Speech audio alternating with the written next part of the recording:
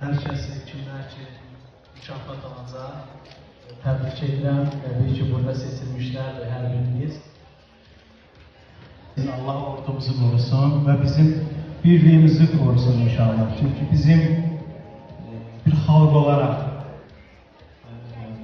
ordumuzun ətrafında sıx birləşməsi bizi qələbəyə apardı. Bugün biz qalib ordu, qalib bir dövlət olaraq hər yerdə öz sözümüzü deyə bildik. Və bu bizim üçün fəxrdir ki, bugün bizim başımız çox ucadır. Allah ordumuzu qorusun.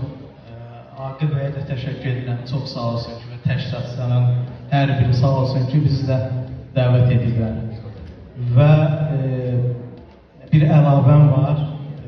Təbii ki, hər biriniz bilirsiniz ki, qarşı tərəfdən, yəni düşmən tərəfdən hər hansı bir müharibəyə hazırlıq gedir. Yəni, istər aprel döyüşləri, istər 2014-cü ildə və digər Tovuz istiqamətində və 2020-ci ildə bütün istiqamətlərdə baxmayaraq ki, bizim torpaqlarımız işğal altında olub, amma bütün atəşkəsi bizim düşmənlərimiz pozub. Və bütün istiqamətdə bilirsiniz ki, cavab atəşi olaraq düşməni yerində oturmuşuq və öz sözümüzü demişik.